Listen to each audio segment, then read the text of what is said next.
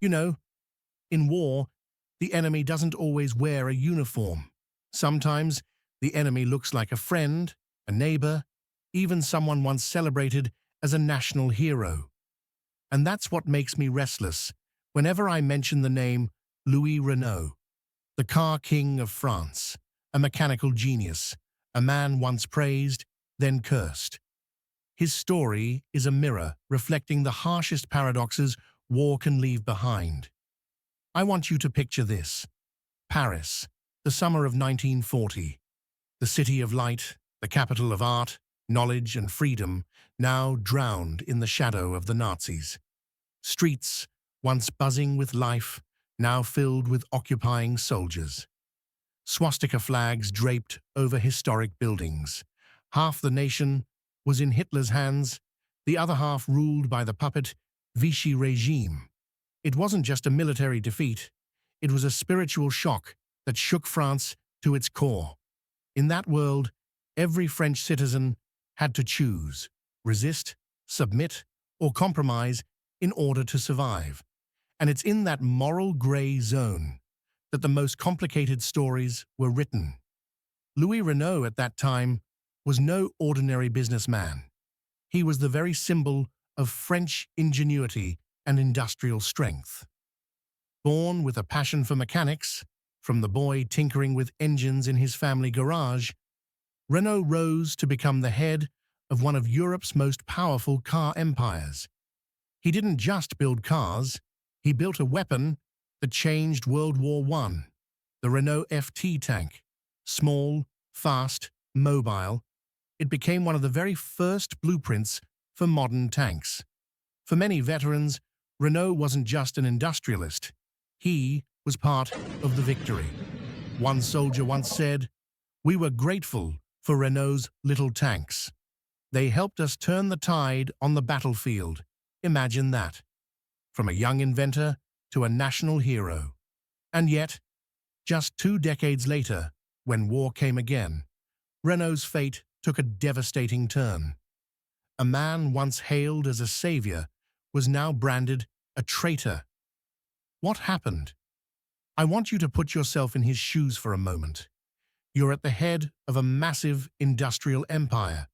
Tens of thousands of workers and their families depend on you. The Nazis occupy Paris. Your army has collapsed. Your government has surrendered. What do you do? Do you shut down your factories and let the Germans seize them anyway?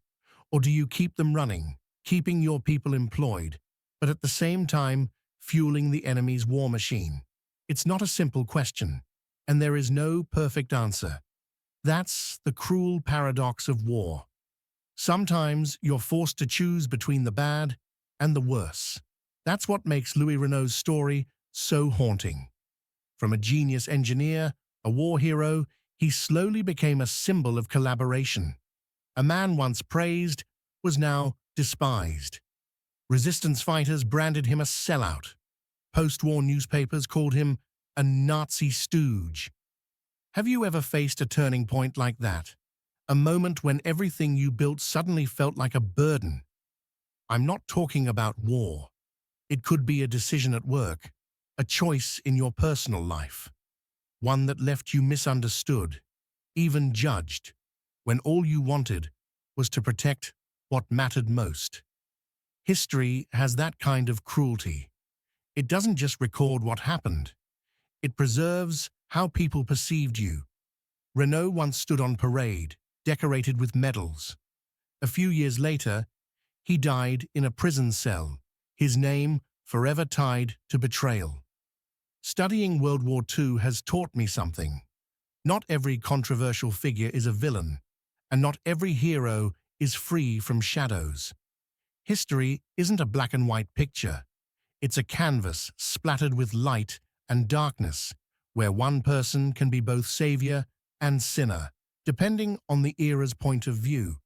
So here's the question I want to leave you with. If you were Louis Renault, what would you have done? Shut down production and see your workers deported as slave labor to Germany? Or keep the machines running, producing trucks for the enemy, but saving thousands of families from being torn apart. That is the moral paradox of war, where every choice leaves scars. And maybe that's why Louis Renault's story remains one of France's greatest tragedies of the Second World War. So, what turned Louis Renault from a national hero into a cursed figure in the eyes of his own people? When France fell in June 1940, Hitler's war machine rolled into Paris. The Renault factory at Boulogne-Billancourt, the largest industrial hub in France, immediately became a target for the Germans. And then, the life-or-death question loomed over Louis Renault. Stop production or keep it running? Renault chose to continue. He insisted that his decision wasn't about serving the Nazis. It was about protecting tens of thousands of workers and their families from unemployment, from being deported to Germany as forced laborers. But in wartime, motives matter less than outcomes. Trucks, engines, military equipment rolled out of Renault's factories and ultimately fueled the Wehrmacht. Now, imagine this. You're a factory worker at Renault in 1942. You still have a job. Your wages come in. Your family stays together. But at the same time, the vehicles you help build will rumble across Soviet roads, will carry German troops through occupied France. How would you feel? Grateful? Guilty? Or both? That's what war does. It creates these moral gray zones, where the line between survival and betrayal blurs. During the years of occupation, the French were deeply divided. Some saw Renault as a cold pragmatist, a man protecting only his own interests. The resistance branded him an economic collaborator, someone who enabled Hitler without ever lifting a gun. Yet some workers quietly admitted, without him, we would have been shipped to Germany as slaves. So let me ask you, what do you think? When one action can both save lives and aid the enemy, do we really have the right to pass judgment so easily? As a historian, I see a bitter paradox. History is often written by the victors, and truth gets reshaped by collective trauma. For France, after 1945, the shame of occupation was unbearable. The country needed a traitor to blame, a scapegoat to ease the memory of defeat. And Louis Renault, with his wealth, his power, his visibility, was the perfect target. After France was liberated, Renault was arrested. He never got the chance to defend himself. Just weeks later, in October 1944, he died in prison. To this day, the cause of death remains a mystery. Some say he was beaten, others believe it was illness, but for the French public back then, the truth didn't matter. What mattered was this. A symbol had been brought down, and France could tell itself, "We punished the traitor." Think about the irony here. A man once decorated for helping win World War I died branded a criminal after World War II. His name disgraced, his company seized by the state, his family living under a cloud of shame for decades. Have you ever seen someone's glorious past erased in a single instant? One decision, one circumstance, turning a hero into a villain. And the cruelest part? Many times, they never even get the chance to explain themselves. I remember a US veteran once told me, "In war, sometimes survival itself feels like a crime." I think that's true for Louis Renault. He chose survival, but in the eyes of history, that choice branded him as a man who sold his soul. So, Louis Renault died in the shadows, without a trial, without a chance to defend himself. The name that had once symbolized the pride of French industry was now spoken like a curse. His company was seized by the state. His family lived in silence and shame for years.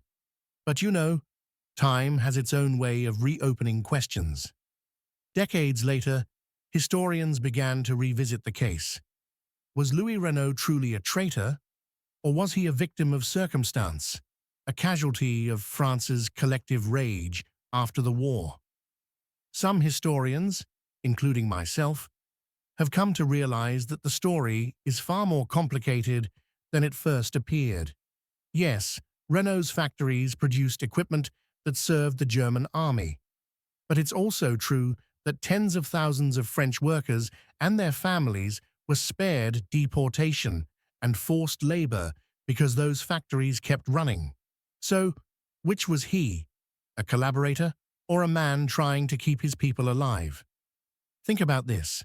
In war, justice often arrives late, and when it does, it's rarely perfect. A colleague of mine, also a historian, once said, "Louis Renault isn't a story of guilt or innocence. It's the tragedy of a man crushed beneath the gears of history." And I think he was right. The irony is that today, the Renault name is everywhere. The car company survived, grew, and became a global brand. And yet few people know that behind that logo lies a controversial death, a story buried in silence. So I ask you, can we separate the products people create from the lives they lived? Or must we remember both the light and the darkness in the legacy they leave behind? Looking back on this story, I've come to a simple realization.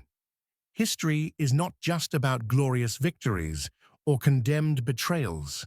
At its core, history is about people, faced with impossible choices, weighed down by mistakes, sacrifice, and sometimes injustice. You may never face a situation like Louis Renault, but someday you'll have to choose between two paths, neither of them perfect. And in that moment, you might understand that the justice of today is not always fair to the choices of yesterday.